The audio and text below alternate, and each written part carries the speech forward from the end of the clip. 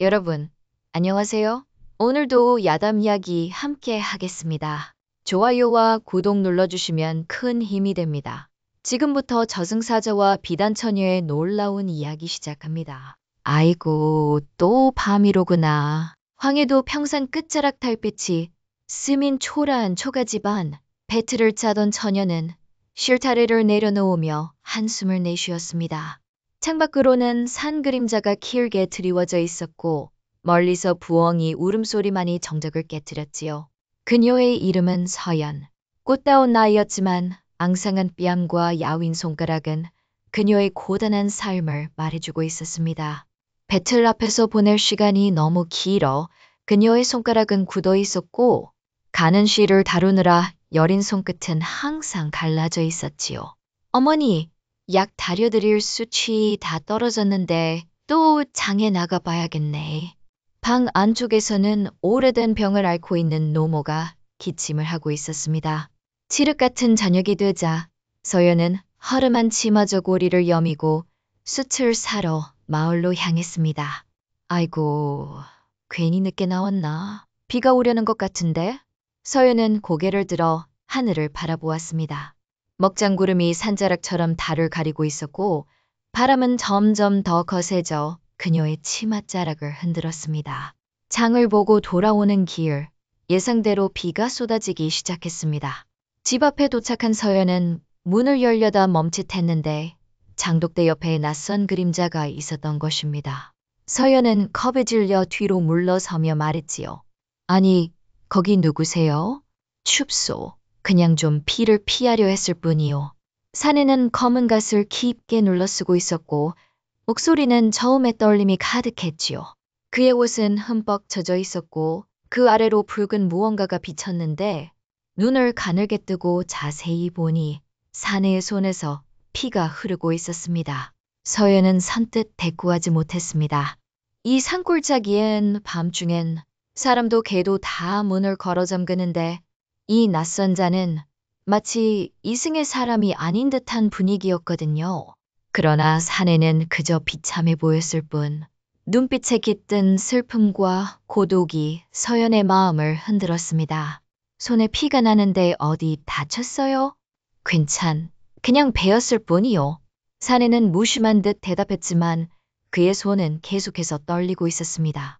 천지가 캄캄하고 비는 쏟아지는데 이 사내를 내쫓을 수도 없는 노릇이었습니다. 결국 서연은 한참을 망설이다 문간에 마른 장작 몇 개를 놓으며 말했지요. 그럼 불을 피우세요. 날씨가 이리 추운데 얼어 죽어요. 고맙소.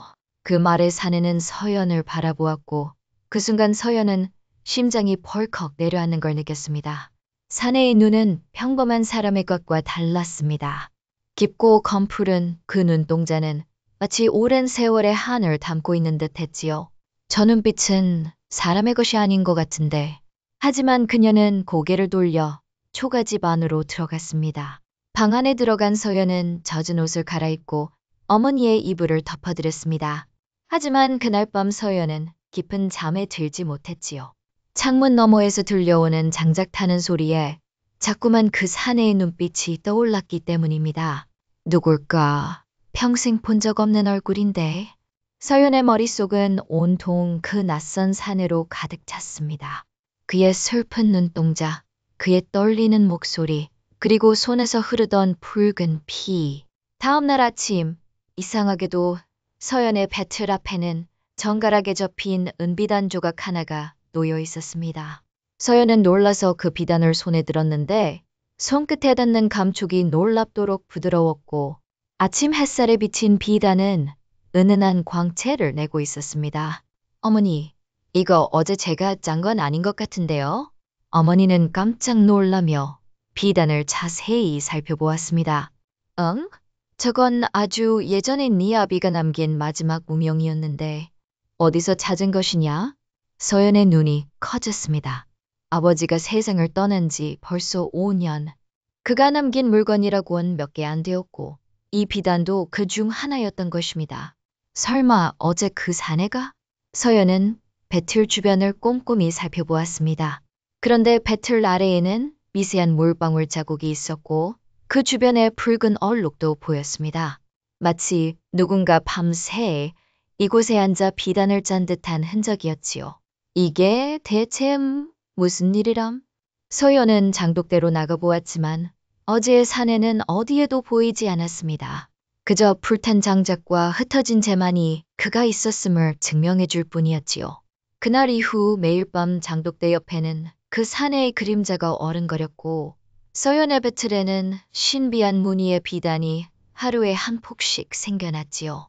서연은 처음에는 두려워했지만 점차 그 사내의 존재가 익숙해졌고 심지어 그를 기다리는 자신을 발견하기도 했습니다. 이건 무슨 일이람? 내가 왜 그 사람을 기다리지? 그녀는 매일 아침 발견하는 아름다운 비단을 보며 놀라움을 감추지 못했습니다. 그 비단은 어디서도 본 적 없는 무늬와 색을 갖고 있었고 마치 달빛을 품은 듯 은은하게 빛났지요. 며칠째 이어진 기이한 현상에 동네 사람들도 수군대기 시작했습니다.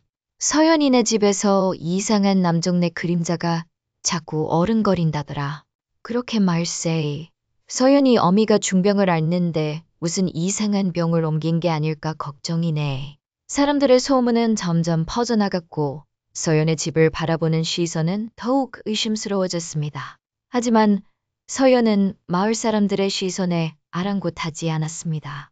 그녀는 그저 그 신비로운 비단이 다음 날에도 나타날지 그리고 그 사내가 다시 장독대 옆에 나타날지만을 기다렸습니다. 그러나 서연은 사내에게 묻지 않았습니다. 그의 정체를, 이름을, 어디서 왔는지도 마치 묻는 순간 지금의 모든 상황이 깨질 것만 같았기 때문이지요. 그저 날마다 조금씩 마음이 기울고 있었습니다. 그날 밤도 어김없이 사내는 장독대 곁에 앉아 있었는데 서연은 조용히 문을 열고 사내를 바라보았습니다.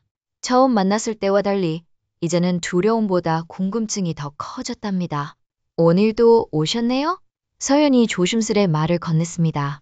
사내는 놀라 고개를 돌렸고 처음으로 서연과 제대로 마주하게 되었습니다.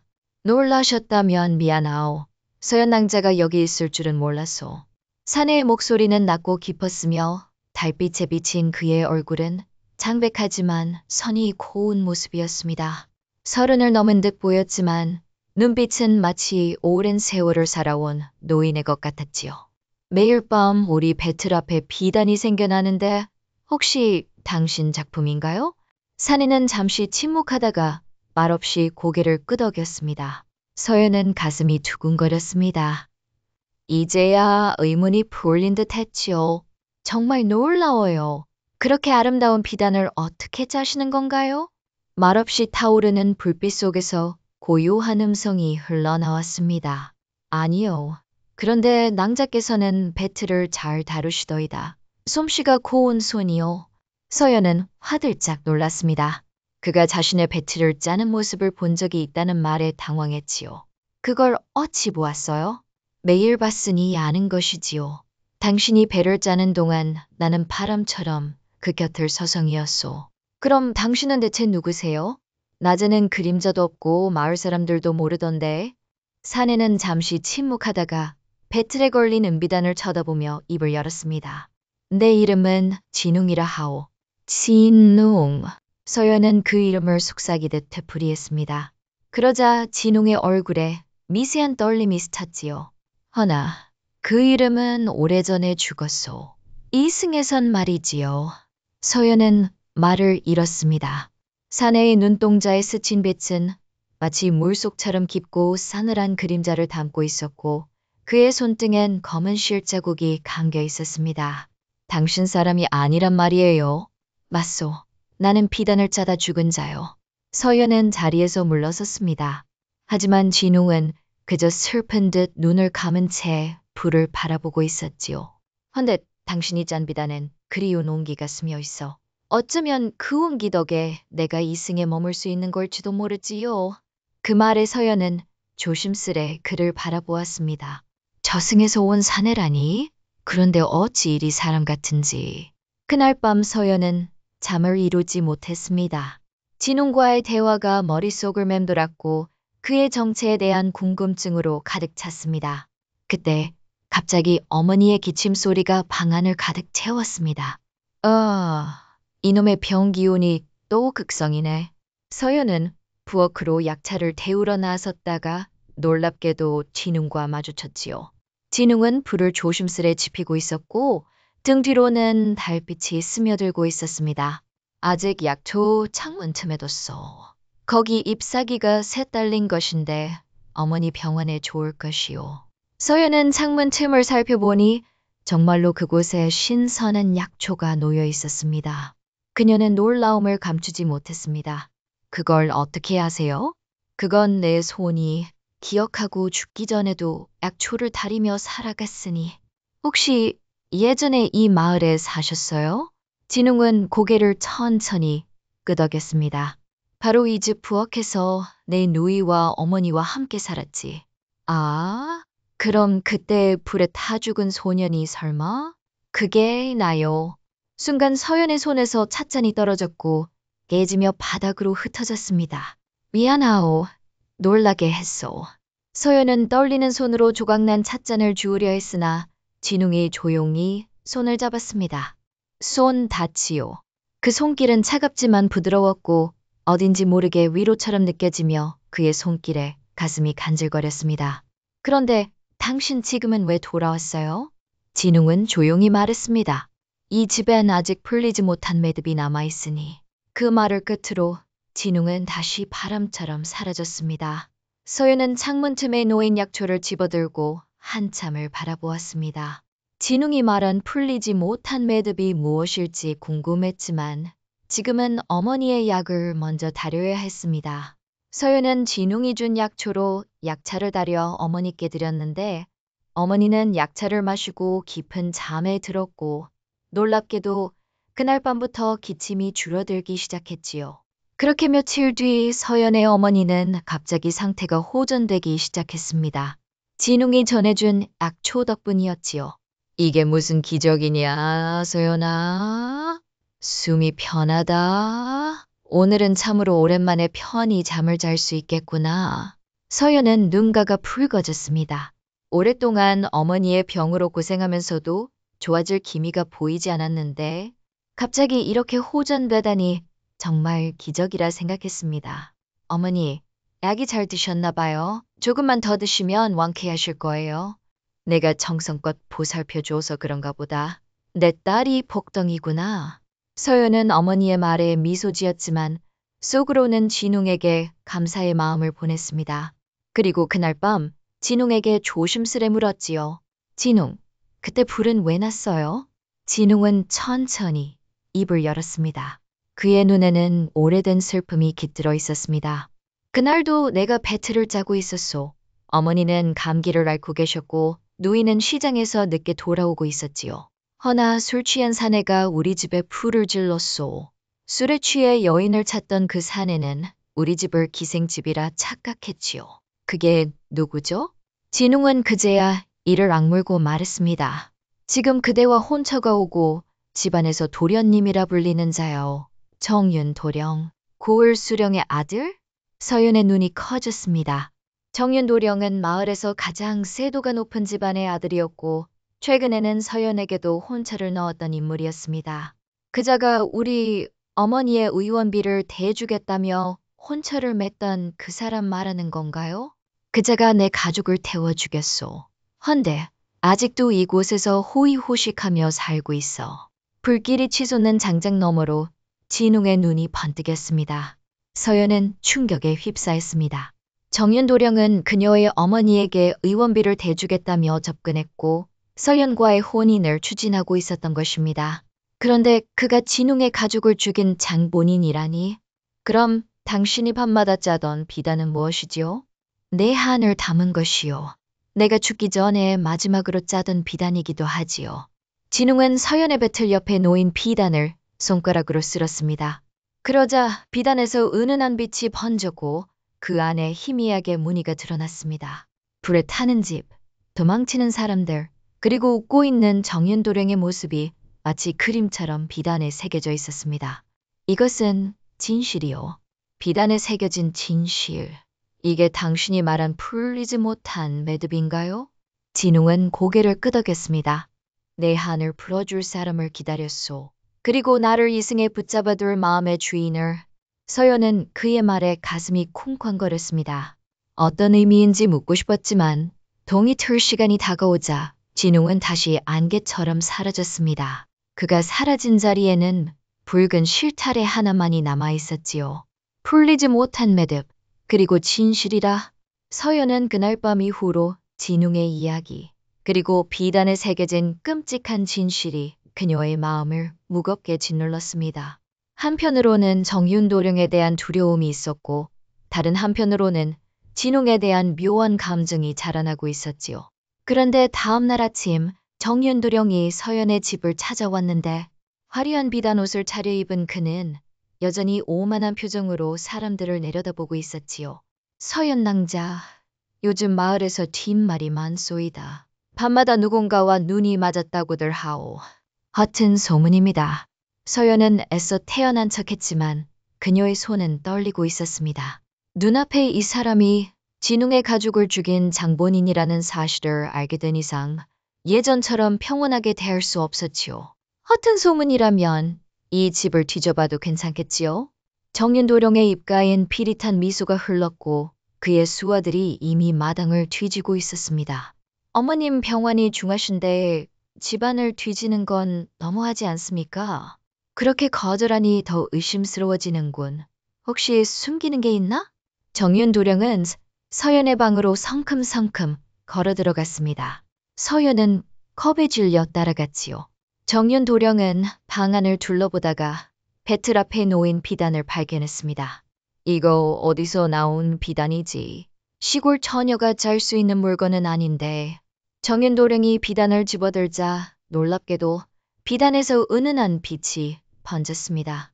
그리고 그 빛 속에서 희미하게 나타난 그림. 불타는 집과 도망치는 사람들. 이게 뭐지?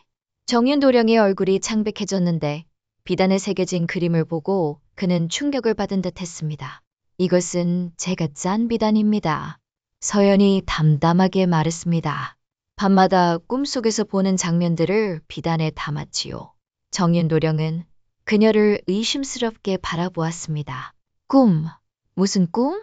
화재에 관한 꿈입니다. 10년 전 바로 이 집에서.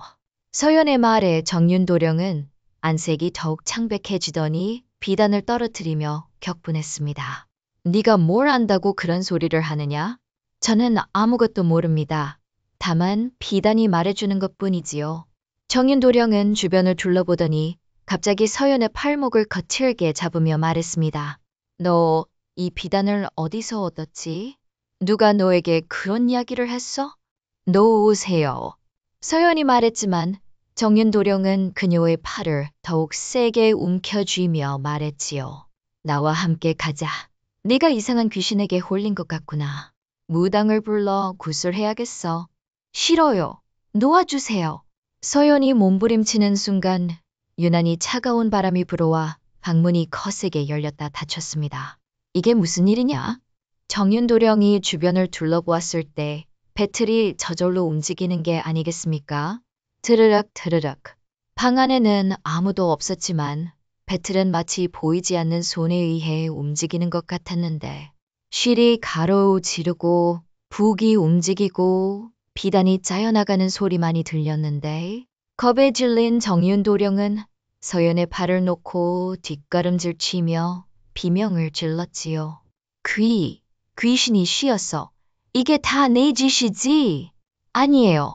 이건. 서연의 말이 채 끝나기도 전에 방 안쪽에서 어둠이 모여들더니 진웅의 형체가 서서히 나타났습니다. 그의 눈은 차갑게 빛났고 손에는 붉은 실타래를 들고 있었습니다. 정윤도령. 진웅의 목소리가 온 방에 울려 퍼졌습니다. 10년 전 불 속에서 내가 한 마지막 맹세를 기억하오? 정윤도령의 눈이 공포로 커졌습니다. 내 놈은 넌 이미 죽었잖아. 그래, 난 죽었소. 하지만 한이 풀리지 않아 이승에 묶여 있었소. 그 한은 바로 당신이 저지른 죄 때문이요. 정윤도령은 허겁지겁 문을 향해 달려갔지만 문은 굳게 닫혀 있었습니다. 그가 문을 열려고 발버둥 치는 동안 진웅은 천천히 다가가며 말했지요. 두려워하지 마시오. 나는 당신을 해치려는 게 아니오. 다만 진실이 밝혀지길 바랄 뿐이오. 진웅은 손에 든 붉은 실을 정윤도령의 목에 가져다 댔습니다. 그러자 정윤도령은 눈을 푸릅뜨더니 갑자기 무릎을 꿇고 울부짖기 시작했지요. 제발 그만둬. 용서해줘. 내가 잘못했어. 서연은 놀란 눈으로 상황을 지켜보았습니다. 정윤도령의 눈에서는 눈물이 흘러내렸고 그의 몸은 격렬하게 떨고 있었습니다.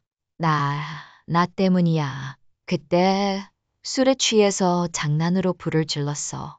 사람들이 안에 있는 줄 몰랐어. 용서해줘. 정윤도령의 고백은 울음소리와 함께 끊겼습니다. 그는 바닥에 엎드려 흐느꼈고 진웅은 그저 조용히 그를 내려다보며 말했습니다. 진실을 모두에게 밝히시오. 그것만이 당신이 용서받을 수 있는 길이오. 진웅의 말이 끝나자마자 밖에서 다름질 소리가 들렸고 그의 형체는 서서히 희미해지기 시작했습니다. 그가 완전히 사라지기 전 서연은 그의 손을 잡으려 했지만 그녀의 손은 허공을 가로질렀을 뿐이었고 정윤도령과 그의 부하들은 혼비백산하여 달아났지요. 모든 것이 끝난 뒤 서연은 진웅에게 달려갔습니다. 이제 떠나세요? 진웅은 조용히 미소를 지었습니다. 아직은 아니요. 당신이 짜는 비단이 나를 이승에 묶어두고 있어. 그렇게 그날 진실이 밝혀지고 한 달쯤 지났을 때였습니다. 서연에게 또 하나의 시련이 찾아왔습니다. 그녀의 어머니가 갑자기 병세가 악화된 것입니다. 서연아, 내가 얼마 못 살 것 같구나. 어머니, 그런 말씀 마세요. 제가 어떻게든 약을 구해올게요. 서연은 밤낮으로 어머니의 병을 치료하기 위해 약초를 찾아다녔습니다. 진웅이 전에 알려준 약초도 더 이상 효과가 없었지요. 그날 밤 서연은 배틀 앞에 앉아 한숨 쉬며 말했습니다. 진웅, 당신이 필요해요. 어머니가 위독하신데 어찌하면 좋을지 모르겠어요. 그러나 진웅은 나타나지 않았고 서연은 홀로 밤을 지새웠습니다. 다음 날 그녀는 마을에서 멀리 떨어진 약초꾼을 찾아가기로 결심을 하고 산길을 따라 하루를 걸어 마침내 도착한 약초꾼의 오두막. 그곳에는 나이든 할머니가 살고 있었습니다. 할머니, 제 어머니가 위독하셔서 왔습니다. 도와주세요. 내 눈에서 죽은 자의 기운이 느껴지는구나.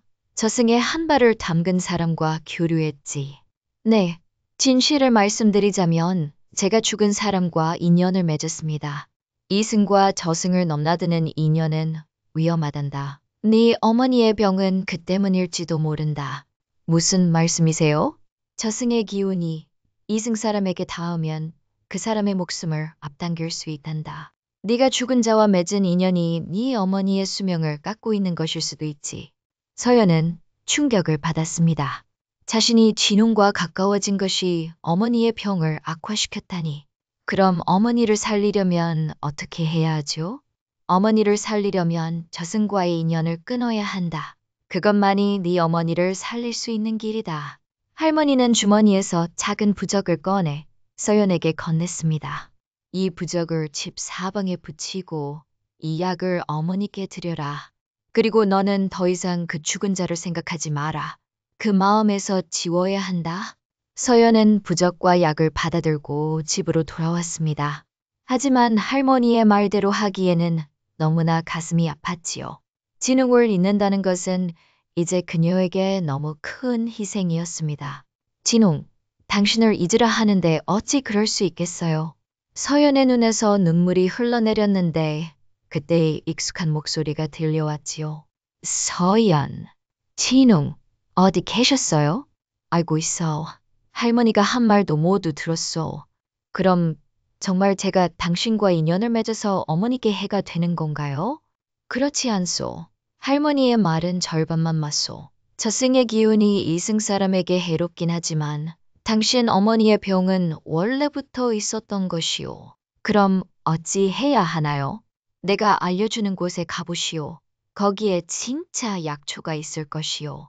진웅은 서연에게 특별한 장소를 알려주었고 서연은 그날 밤 바로 그곳으로 향했습니다.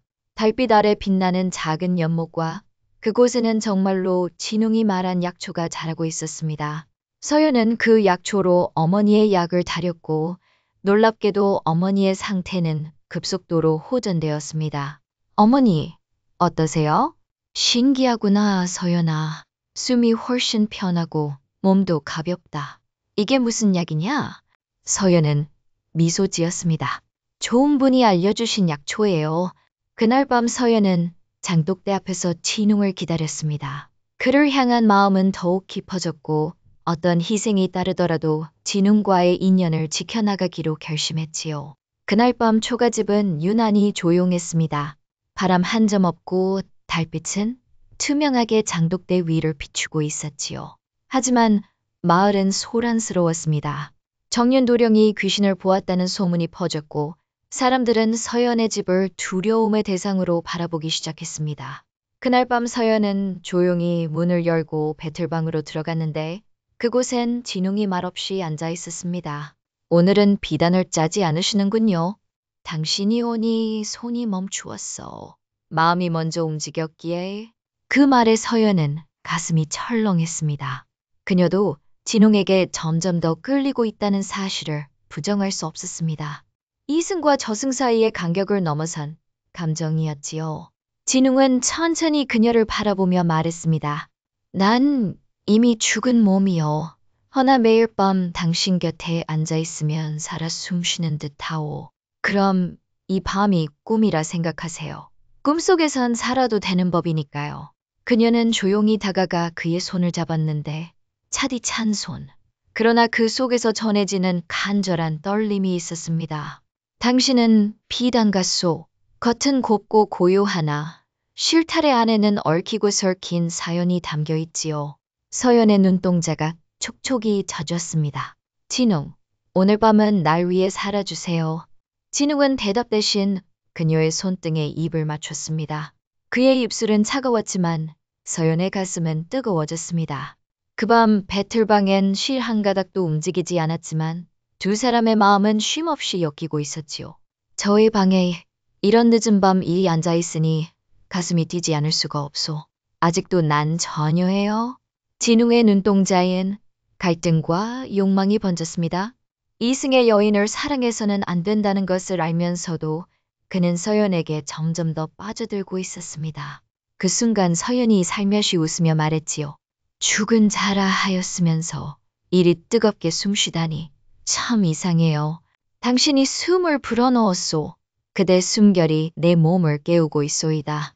진웅의 손끝이 서연의 포를 스쳤습니다. 그의 손은 차가웠지만 서연은 그 손길에 온몸이 뜨거워짐을 느꼈지요. 그리고 그 손은 천천히 그녀의 목덜미 언저리에 닿았지요. 이 손길 불안하지 않소? 아니요, 오히려 그렸어요. 그녀의 옷고름이 슬며시 풀어지자 진웅의 손이 멈칫했지요. 허락하시오. 오늘 밤은 이승이 아니니 허락한다 하겠어요. 장독대 너머 불빛이 일렁이는 밤, 배틀이 잠든 방 안에서 실이 아닌 마음이 짜였습니다. 그렇게 서로의 온기를 나누며 하나가 되어갔습니다. 그 순간 진웅의 몸에서는 은은한 빛이 피어올랐는데 서연의 손이 닿는 자리마다 따뜻한 기운이 번졌습니다. 당신의 몸은 죽은 자의 그것이 아니에요. 당신의 온기는 날 살리고 있어. 달빛이 스며드는 방 안에서 진웅은 마치 살아있는 사람처럼 뜨거워졌고 서연은 마치 저승에 온 듯 몽환적인 기분을 느꼈습니다. 두 사람은 이승과 저승의 경계를 넘어 하나의 영혼이 되어 밤을 보냈습니다. 그런데 그날 밤 이후 이상하게 진웅은 더 이상 장독대에 나타나지 않았습니다. 서연은 매일 밤 불을 피워놓고 그를 기다렸지만 달빛만이 마당을 비추었지요. 이럴 줄 알았으면 손 한 번 더 잡아볼걸? 서연의 눈엔 눈물이 맺혔습니다. 역시 사랑은 이승의 것이어야 하는가. 서연은 배틀 앞에 앉아 마지막 비단 한 폭을 짜기 시작했습니다. 실은 자꾸만 끊어졌고 눈앞은 흐려졌지요. 하지만 그녀는 포기하지 않고 하루 종일 배틀을 짰습니다. 그때였습니다. 실이 너무 팽팽하오. 손가락을 다칠 것이오. 익숙한 그 목소리. 뒤를 돌아보니 진웅이 서 있었습니다. 그는 전보다 더 선명한 모습으로 서연 앞에 나타났습니다. 친, 이승에선 떠나야 했으나 그대가 짠 이 비단, 그 끝매듭이 아직 묶이지 않아 돌아왔소. 서연은 눈물을 터뜨렸습니다. 다시 안 나타날 줄 알았어요. 그럴 작정이었소. 허나 그대의 마음이 나를 이승에 붙잡아 두었지. 진웅은 조용히 다가와 그녀의 배틀에 손을 얹었습니다. 이제는 정말 떠나야 하오. 허나 마지막 매듭만큼은 함께 짜고 싶소. 서연과 진웅은 비단 한 폭의 마지막 가름매를 함께 마무리했습니다. 그 순간 배틀에서 은은한 빛이 뻗어나왔고 마치 하늘과 땅이 실로 이어진 듯한 느낌이 들었습니다. 이제 모든 것이 끝난 것인가요? 정윤도령은 자신의 죄를 고백했소. 그가 스스로 관에 나아가 모든 죄를 실토했다고 하오. 그게 정말이에요? 비단이 그에게 보여준 것은 진실이요. 그는 괴로워하다 결국 자신의 죄를 인정했소. 나의 가족은 이제 편히 저승으로 갈 수 있게 되었지. 진웅의 얼굴에는 안도감이 서려 있었습니다. 그는 이제 자신의 한을 풀었고 이승에 머물 이유가 없어졌습니다.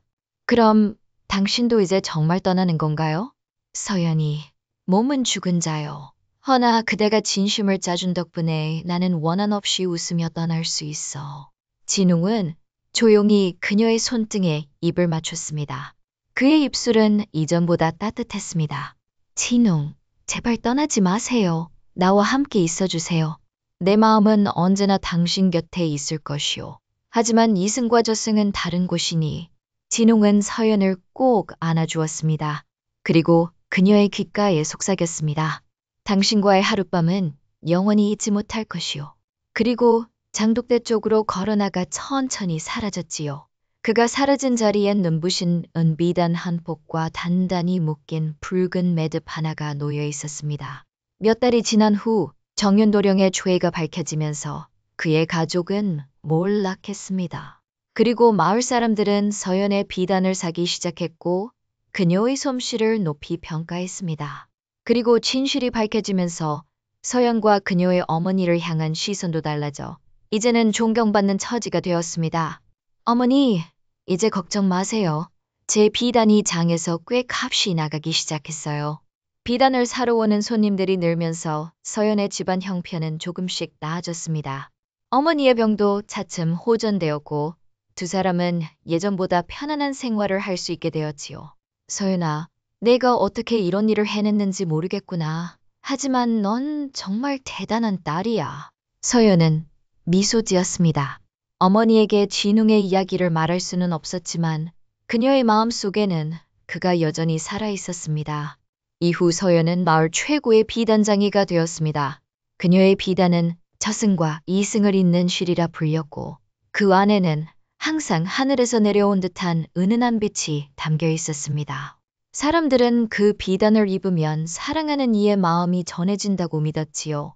그 후 여러 사람들이 서연에게 혼인을 청했지만 그녀는 모두 거절했습니다. 그녀의 마음속에는 오직 진웅만이 있었기 때문입니다. 그녀는 가끔 밤마다 장독대 옆에 불을 피워놓았지요.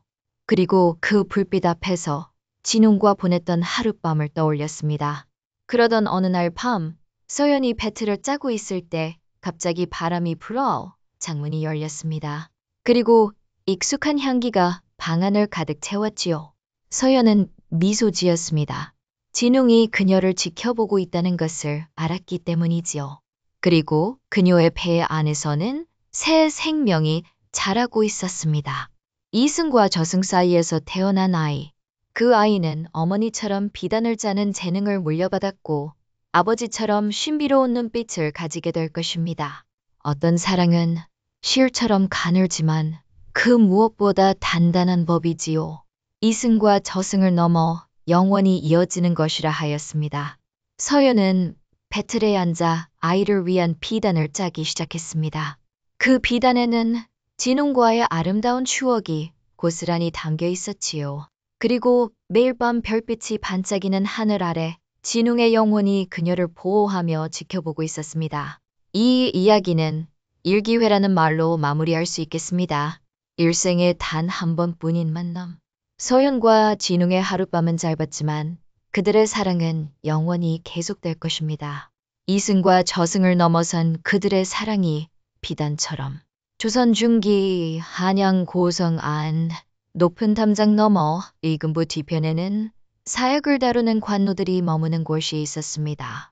그날도 어김없이 옅은 안개가 피어오르는 새벽, 죽음의 냄새를 풍기는 그곳에서 한 젊은 관노가 초가집 마루에 쓰러져 있었습니다. 어이구, 태수야. 또 독냄새 맡다가 정신이 혼미해졌구먼. 어서 정신 차려보소. 노인 관노가 태수의 얼굴에 물을 뿌리며 걱정스레 말했습니다. 사약을 다루는 관노 태수는 그날도 어김없이 독이 든 약재 냄새에 정신을 잃고 말았지요.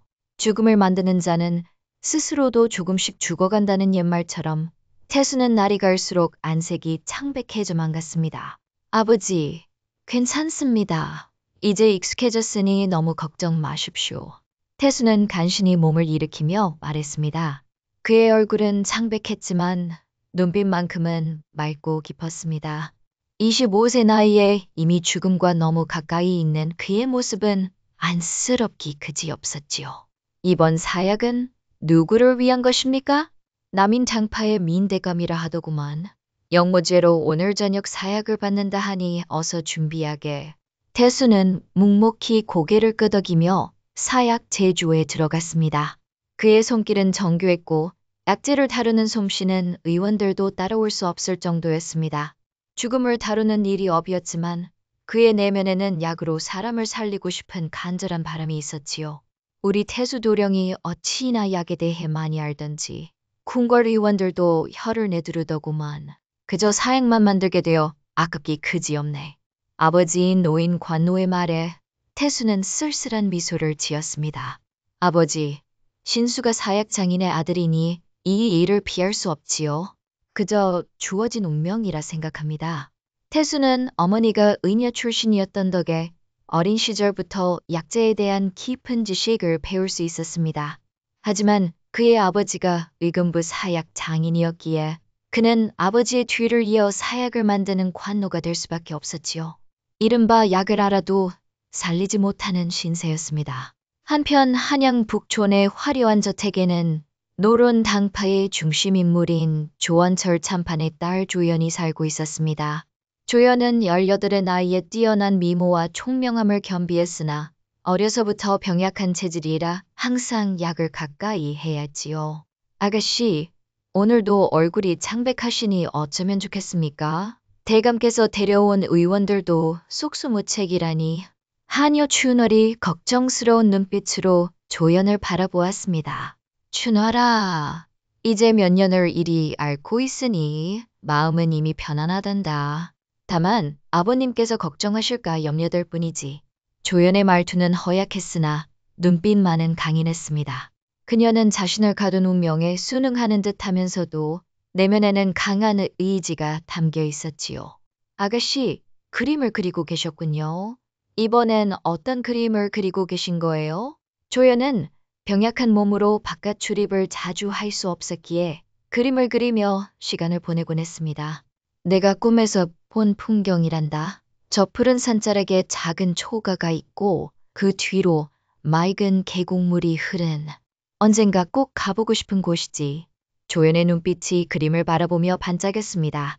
사계절 내내 꽃이 피어있는 정원에 둘러싸인 화려한 저택에 살면서도 그녀는 늘 자유로운 바깥 세상을 동경했지요. 그런데 그날 밤 조연의 병세가 갑자기 악화되었습니다. 고열에 시달리다 의식을 잃은 조연을 보고 조한철 참판은 크게 놀랐습니다. 급히 불려온 의원들은 손을 놓아버렸고 참판은 딸의 병을 치유할 수 있는 사람을 찾아 한양 곳곳을 뒤지라 명했습니다. 하지만 대감마님, 온 한양을 뒤져 아가씨의 병을 고칠 의원을 찾으라 하셨습니다만 아무도 아가씨의 병을 알지 못한다고 합니다. 쓸모없는 놈들.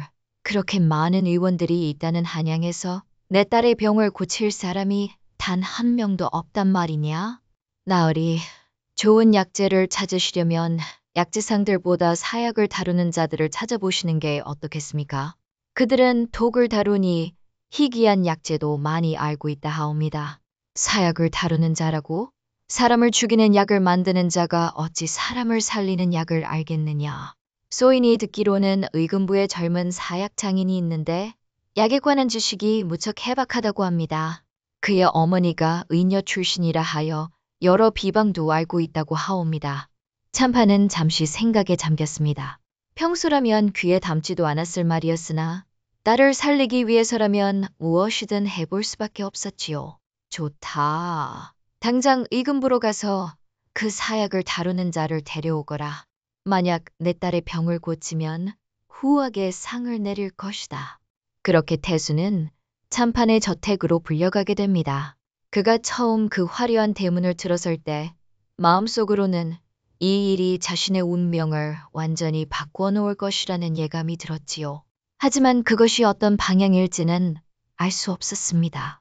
잠시 뒤 태수가 조연의 방으로 안내되었을 때 그는 처음으로 고열에 시달리는 아름다운 여인을 보고 잠시 그 모습에 넋을 잃었다가 곧 의원으로서의 본분을 기억하고 정신을 차렸습니다.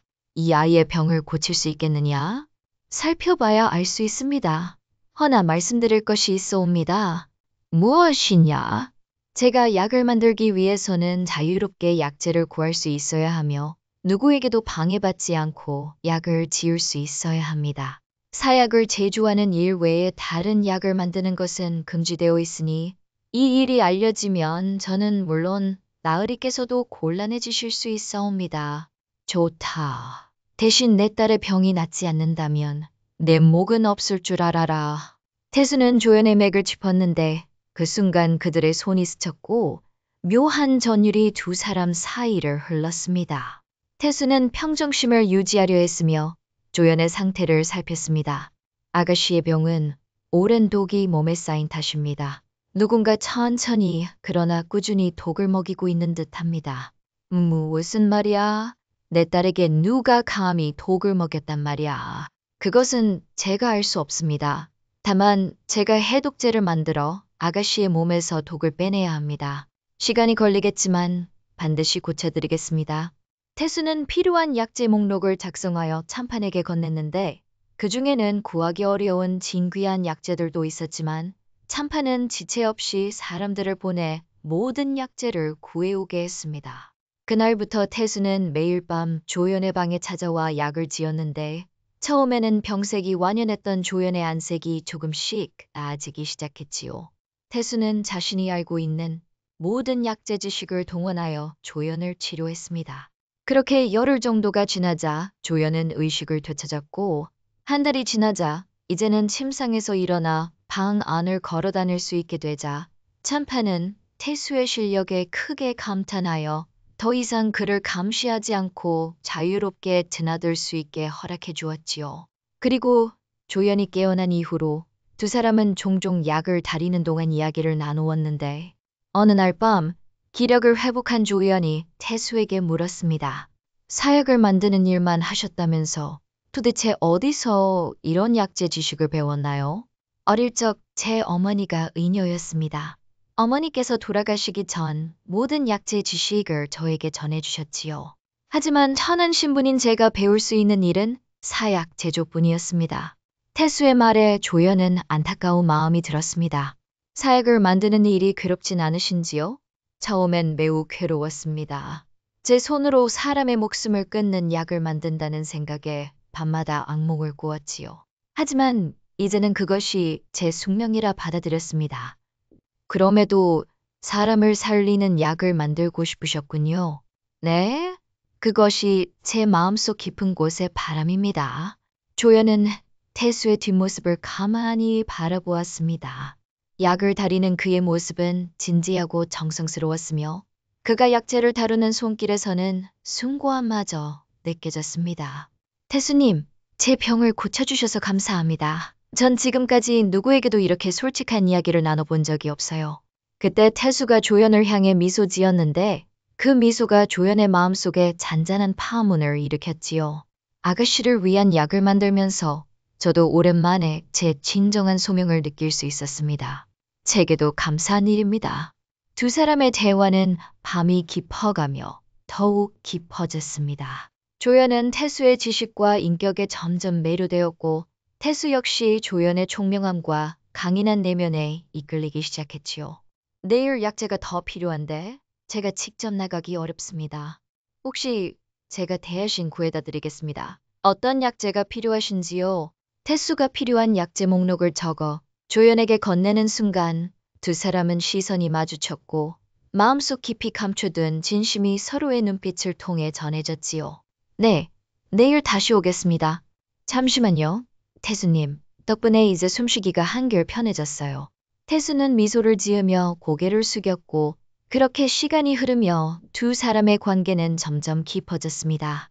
한 달이 지나자 조연의 건강은 거의 회복되었지만 태수는 계속해서 그녀를 방문하며 약을 지었습니다. 약을 짓는 시간 외에도 그들은 많은 시간을 함께 했는데 태수는 자신이 알고 있는 약초와 자연에 대한 이야기를 조연에게 들려주었고 조연은 자신이 읽은 시와 글에 대해 태수와 이야기하며 서로의 마음을 나누었지요. 그렇게 두 사람 사이엔 신분 차이를 넘어선 깊은 교감이 형성되고 있었습니다. 이 꽃은 정파라고 하는데 깊은 산속에서만 피는 아주 희귀한 꽃입니다. 그 향기는 마음의 병을 치료한다고 하지요. 정말 아름다워요. 이런 꽃이 산에 피어 있다니 저도 언젠가 산에 가서 이런 꽃들을 직접 보고 싶어요.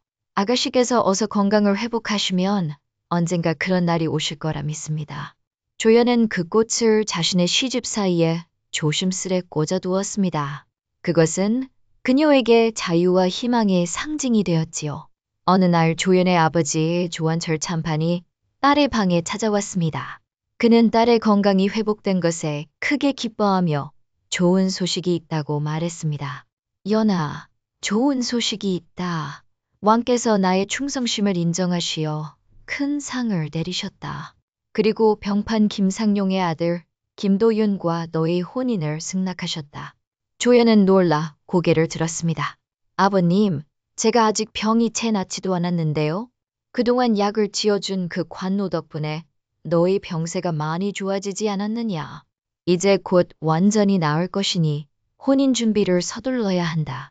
하지만 아버님, 더 이상의 말은 필요 없다. 이 혼사는 너의 행복은 물론 우리 가문의 영광이 될 것이다. 한 달 후 혼례를 올릴 것이니 준비하거라. 참판이 나간 후 조연은 눈물을 흘렸습니다. 그리고 그날 밤 태수가 약을 가지고 방문했을 때 조연의 붉은 눈가를 보고 놀랐습니다. 무슨 일이 있으셨습니까? 아버님께서 저의 혼인을 정하셨어요. 한 달 후에 병판의 아들과 혼례를 올리게 되었습니다. 태수의 얼굴에 순간 슬픔이 스쳤지만 곧 평온한 표정으로 말했지요. 그것은 축하드릴 일입니다. 병판댁이라면 최고의 가문이지요. 하지만 제 마음은 이미 아가씨, 사람의 운명이란 정해진 길을 가는 법입니다. 저는 사약을 만드는 천한 신분이요. 아가씨는 고귀한 양반가의 따님이십니다. 우리가 나눈 대화와 시간은 제게 큰 행복이었습니다. 그 기억만으로도 충분합니다. 이대로 모든 것이 끝나는 건가요? 아가씨의 병이 완전히 나으면 제 소임도 끝나게 됩니다. 그럼 저는 이만 나가보겠습니다. 태수님, 오늘 조금만 더 있어주세요. 약초 이야기를 더 듣고 싶어요. 태수는 망설이다가 다시 자리에 앉았습니다. 그날 밤 그들은 평소보다 더 오랜 시간 이야기를 나누었고 마음 깊은 곳에 숨겨두었던 서로의 감정을 조금씩 드러내기 시작했습니다. 만약 운명이 다른 길을 허락했다면 태수님은 어떤 삶을 살고 싶으셨어요? 저는 사람을 살리는 의원이 되고 싶었습니다. 깊은 산 속에 작은 집을 짓고 약초를 기르며 아픈 사람들을 치료해주는 삶을 꿈꿨습니다. 그 꿈 아름답네요. 아가씨는요? 다른 삶을 살 수 있다면 어떤 삶을 원하셨을까요? 조연은 잠시 생각에 잠겼다가 부드럽게 미소 지었습니다. 저는 누군가를 진심으로 사랑하고 또 사랑받는 삶을 살고 싶었어요. 신분이나 가문의 영광이 아닌 제 마음이 원하는 사람과 함께 일생을 함께하고 싶어요. 그들의 시선이 마주쳤고 말로 표현할 수 없는 깊은 감정이 그 공간을 채웠습니다. 그렇게 두 사람의 그림자가 하나로 겹쳐지는 그 순간 그들은 운명이 허락하지 않는 사랑에 이미 깊이 빠져 있었지요. 이후 태수와 조연은 더욱 조심스럽게 만남을 이어갔습니다. 조연은 혼인을 앞두고 있었기에 그들의 만남은 더욱 위험해졌지만 그럼에도 둘은 서로를 떠날 수 없었습니다. 이건 제가 직접 쓴 시입니다. 아가씨께 드리고 싶었습니다. 청산에 피는 꽃은 바람을 안아도 죄가 되지 않고 계곡의 물은 바위를 감싸도 누구도 말리지 않네. 그대와 나의 인연이 청산의 꽃과 계곡의 물처럼 자유롭기를. 조연은 시를 읽으며 눈물을 흘렸고 그녀도 태수에게 자신이 그린 그림을 건네며 말했습니다. 제가 꿈에서 본 풍경이에요. 우리가 함께 갈 수 있다면 좋겠어요. 그림 속에는 깊은 산자락에 자리한 작은 초가와 그 앞을 흐르는 맑은 계곡물, 그리고 초가 주변으로 피어있는 갖가지 약초들이 섬세하게 묘사되어 있었습니다. 마치 그들의 꿈이 형상화된 듯한 그림이었지요. 그러나 운명은 잔인했습니다. 혼인을 앞둔 어느 날, 노론과 남인 사이의 정쟁이 격화되었고 조원철 참판은 정적들의 모함으로 영모 혐의를 받아 체포되었습니다. 왕의 총애를 받던 그였지만 정치의 변화는 예측할 수 없었고 하루아침에 그는 의금부로 끌려가게 되었지요. 대감께서 영모로 의금부에 끌려가셨다니 이게 무슨 일이란 말입니까? 하녀 춘울은 소식을 듣자마자 조연에게 달려왔고 조연은 충격에 얼굴이 창백해졌습니다. 춘월아, 그럴 리가 없어. 아버님은 임금님께 충성을 다하신 분이야. 반드시 무슨 오해가 있을 거야. 하지만 지금 의금부에서는 이미 사약을 준비하고 있다고 합니다. 내일 아침에 집행될 거라고요. 사약이라는 말에 조연의 머릿속에 번개가 치는 듯 했습니다. 태수, 그가 이 일에 관여하게 될 것이라는 생각이 들었던 것이죠. 춘월아, 어서 태수님을 찾아주오. 얼마 후 찾아온 태수의 얼굴은 창백했습니다. 그리고 고개를 떨구며 말했지요. 아가씨, 참판 나얼이 사약을 만드는 임무가 저에게 내려졌습니다. 내일 아침 사약이 집행될 예정입니다. 절대 이렇게 될 줄은 몰랐습니다. 조연은 그 자리에 무릎을 꿇었습니다. 제발, 제발, 아버님을 살려주세요. 당신이라면 방법이 있을 거예요. 제가 무슨 일이든 하겠습니다. 당신을 위해 목숨이라도 다하겠습니다. 태수의 눈에 눈물이 고였습니다.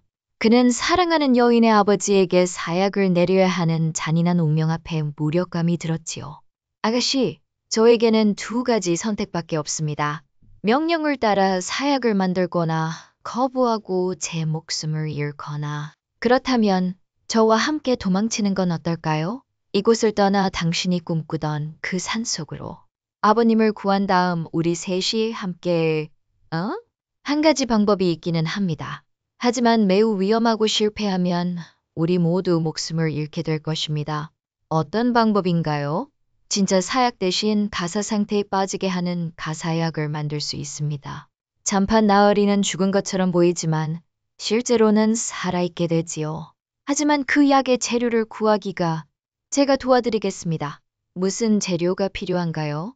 태수는 필요한 약재 목록을 적었고 조연은 가문의 모든 인맥을 동원하여 그날 밤 안에 약재를 구해왔습니다.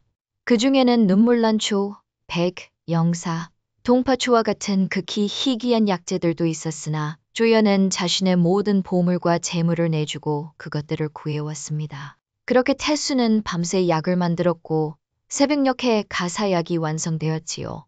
그는 작은 병에 담긴 그 약을 조연에게 보여주었습니다. 이것으로 아버님은 한동안 죽은 것처럼 보일 것입니다. 하지만 이틀 후면 깨어나실 겁니다. 그때까지 아버님의 시신을 안전하게 보관해야 합니다. 어떻게 아버님께 이 약을 전할 수 있을까요? 제가 사약을 전달하는 임무를 맡았으니 이 가사약을 대신 전하겠습니다. 하지만 이 일이 발각되면 저희는 함께 도망치면 될 거예요. 아버님이 깨어나시면 그분도 분명 이해하실 거예요. 태수는 굳은 표정으로 고개를 끄덕였고 이제 돌이킬 수 없는 선택을 하고 말았습니다. 죽음을 다루던 손으로 이제는 생명을 구하기로 결심한 것이지요. 아가씨, 조금이라도 계획이 틀어지면 저는 즉시 의금부에서 처형될 것입니다. 그럴 경우에는 주저 말고 아버님과 함께 도망치십시오. 저를 기다리지 마십시오. 아니에요. 우린 반드시 함께 갈 거예요. 당신이 목숨을 걸고 내 아버지를 구하려 하는데 내가 어찌 당신을 버리고 갈 수 있겠어요. 태수는 조연의 손을 꼭 쥐었습니다. 그들의 눈빛 속에는 사랑과 두려움, 그리고 굳은 결심이 담겨 있었습니다. 오늘 밤 그림 속 그곳에서 만나요. 제 꿈속에 있던 그곳에서. 조연의 말에 태수는 마지막으로 그녀의 손을 꼭 쥐고는 자리를 떠났고, 날이 밝자 태수는 의금부에서 동료들 몰래 진짜 사약 대신 자신이 만든 가사약을 준비했습니다. 잠시 후 사약을 들고 의금부들로 나가자 그곳에는 조원철 참판이 무릎을 꿇고 앉아 있었습니다. 죄인 조원철, 영모죄로 사약을 내리노라. 의금부 관리의 선고가 내려졌고 태수는 떨리는 손으로 참판에게 사약을 건넸습니다. 그 순간 그는 작은 목소리로 속삭였습니다. 나으리, 이 약은 가사약입니다. 이틀 후면 깨어나실 겁니다. 따님과 함께 도망치십시오. 참판의 눈이 크게 떠졌지만 곧 아무 일도 없었다는 듯이 의연하게 약을 받아들어 망설임 없이 약을 단숨에 마셨고 잠시 후 숨이 끊어진 듯 쓰러졌습니다. 사약이 집행되었습니다. 죄인의 시신은 가족에게 인도하라. 하지만 바로 그때 그의 행동을 수상하게 여긴 의금부의 한 관리가 다가와 소리쳤지요. 네 놈, 아까 죄인에게 무슨 말을 했느냐? 아무 말도 하지 않았습니다. 다만 사약을 건네며 예를 표했을 뿐입니다. 관리는 의심스러운 눈초리로 태수를 훑어보더니 갑자기 그를 붙잡았습니다. 내 행동이 수상하다. 오늘 사약을 내 놈이 만들었지. 네, 그렇습니다.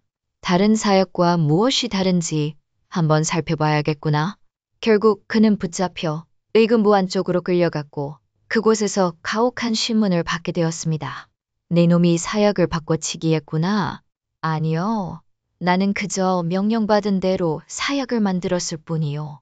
태수는 끝까지 입을 열지 않았고 그날 밤 의금부의 깊은 감옥에 갇히게 되었습니다. 온몸이 고문으로 만신창이가 되었지만 그는 조연과 참판의 안전을 위해 결코 진실을 말하지 않았습니다. 한편 조연은 죽은 아버지의 시신을 집으로 옮겨 안치했습니다. 사람들의 눈을 피해 밤중에 몰래 아버지의 방으로 들어간 조연은 아버지의 맥박이 미약하게 뛰고 있음을 확인하고 안도했습니다. 아버님, 이틀만 참으세요. 그때 태수 씨와 함께 이곳을 떠나요. 조연은 약속한 시간에 태수를 기다렸지만 그는 나타나지 않았습니다. 불안해진 조연은 준호를 시켜 의금부의 소식을 알아보게 했고 태수가 체포되었다는 소식을 듣게 되었습니다. 태수님이 체포되었다고요? 어떻게 이럴 수가? 조연은 절망에 빠졌지만 곧 정신을 차리고 아버지가 깨어나면 그의 힘을 빌려 태수를 구해낼 수 있을 것이라 생각하고 이틀을 간절히 기다렸습니다. 그렇게 이틀 후 참판은 깨어났고 자신에게 있었던 일을 들었습니다.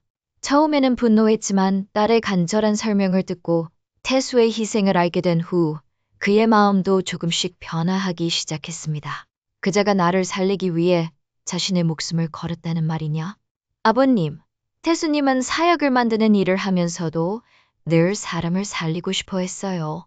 그리고 저는 그를 사랑해요. 아버님, 제발 태수 씨를 구해주세요. 그가 아니었다면 아버님도 저도 이렇게 살아있지 못했을 거예요. 내 말이 옳다. 내가 그를 구해주마. 하지만 지금은 내가 공식적으로 죽은 상태니 다른 방법을 찾아야 한다. 참판은 비밀리에 자신과 가까운 고위 관리들에게 연락을 취했습니다. 기묘한 일이로다. 죽은 참판이 편지를 보내다니.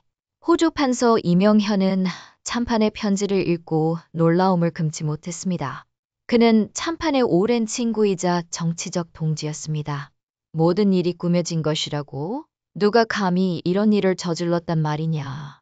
이명현은 즉시 다른 비밀 동맹들과 만남을 갖고 조한철 참판의 편지 내용을 공유했고 동시에 이것이 정적들의 음모를 밝힐 결정적인 증거가 될 수 있음을 깨달았습니다.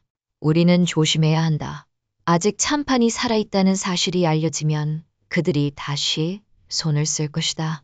이명현은 신중하게 계획을 세웠는데 일단 먼저 자신이 믿을 수 있는 하인을 참판의 집으로 보내 그가 정말 살아있는지 확인했습니다.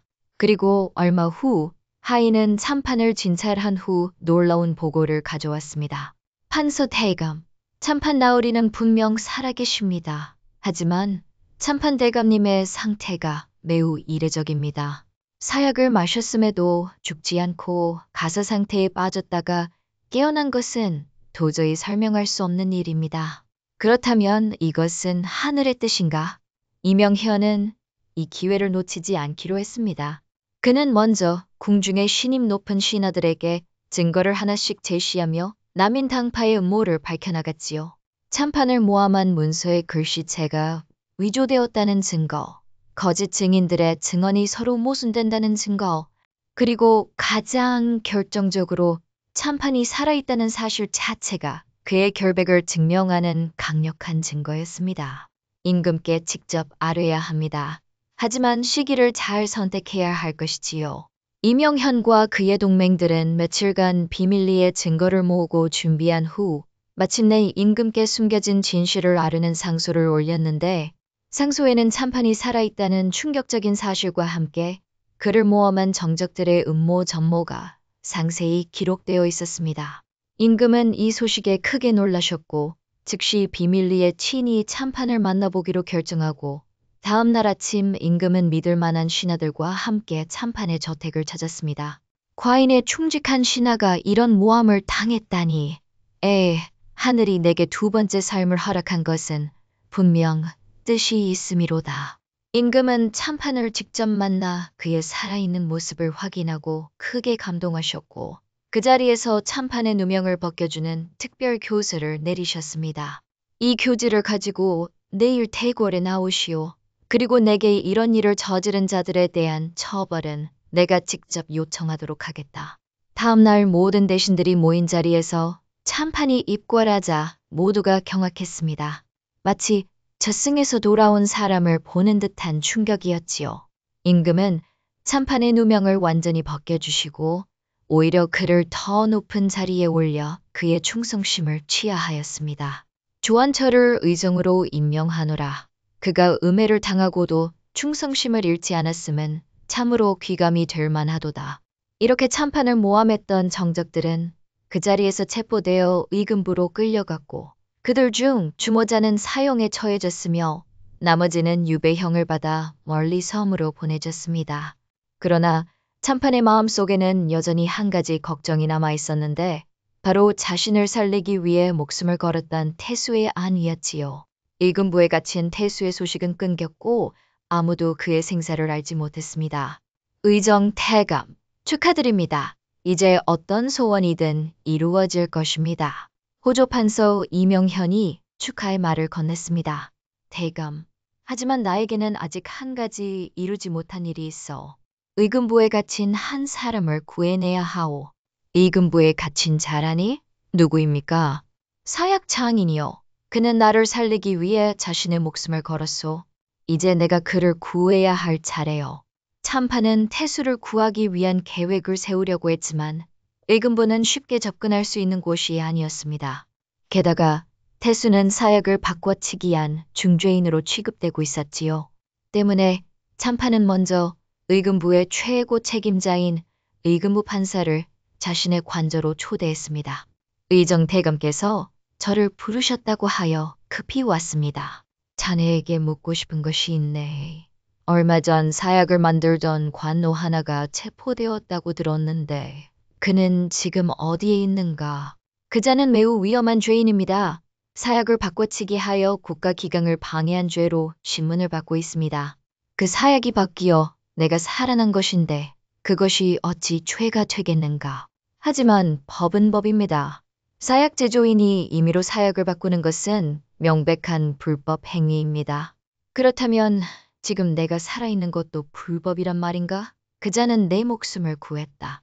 그것도 자신의 목숨을 걸고 이제 내가 그를 구할 차례다. 하지만 의정대감, 그자는 이미 심한 고문을 받았습니다. 살아있기는 하나 상태가 매우 좋지 않습니다. 참판의 얼굴이 창백해졌습니다. 당장 그를 내게 데려오라. 이것은 명령이다. 네? 의정대감? 하지만 이 일이 알려지면 논란이 될 수 있습니다.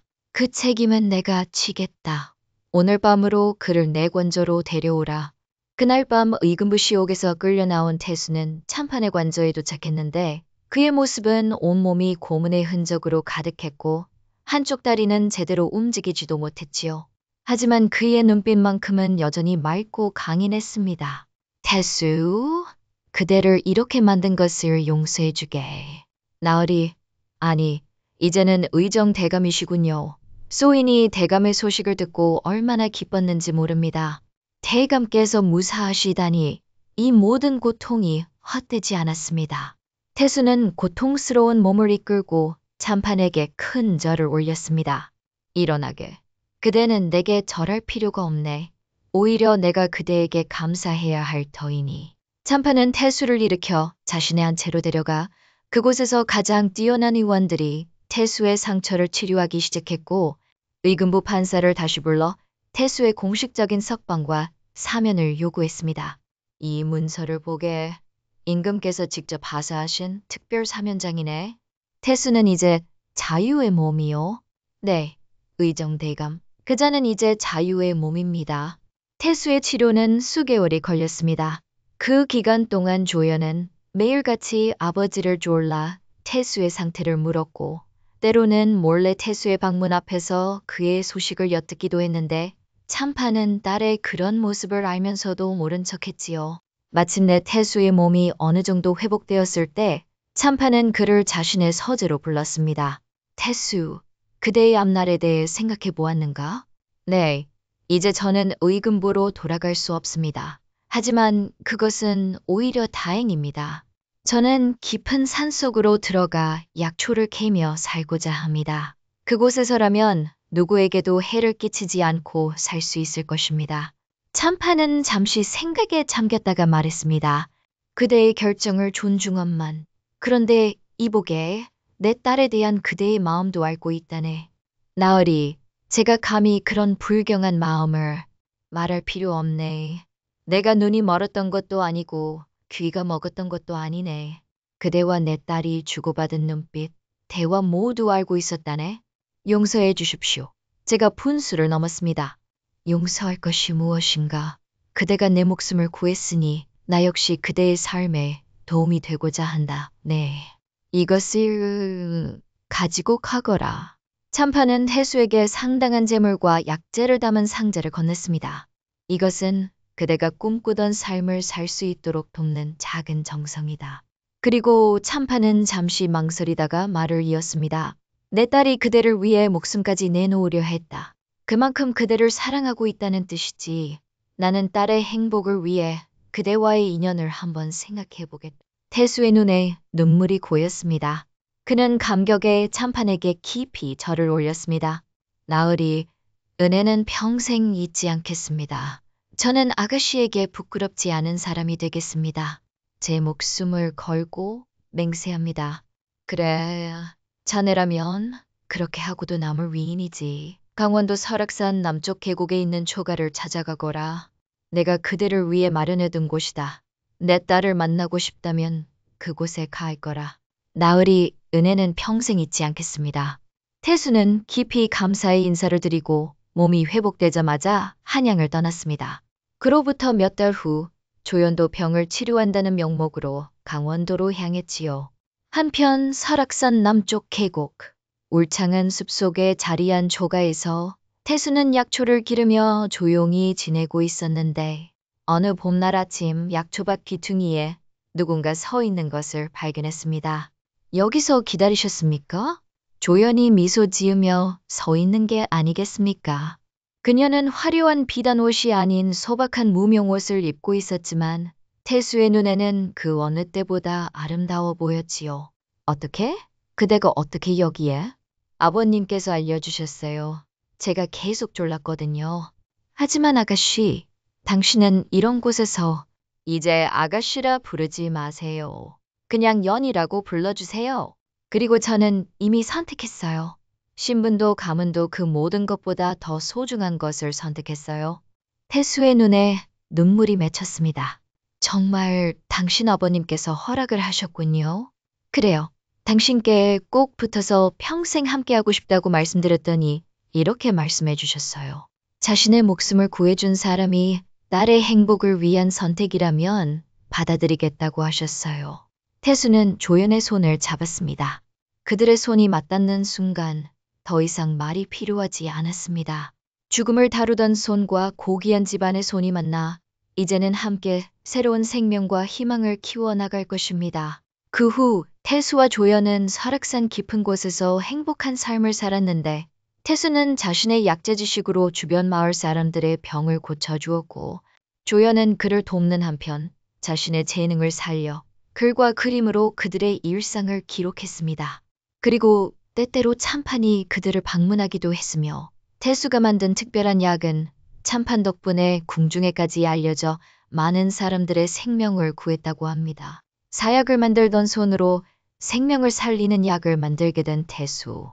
그리고 신분의 벽을 넘어 진정한 사랑을 선택한 조연의 이야기는 오랫동안 강원도 설산 일대에 전해 내려왔는데 사람들은 이들의 이야기를 죽음을 다루는 자의 사랑이라 부르며 밤하늘에 뜬 별이 유독 밝게 빛나는 날이면 태수와 조연이 약초밭에서 함께 웃으며 거닐고 있다고 전해집니다. 끝까지 함께 해주셔서 감사합니다.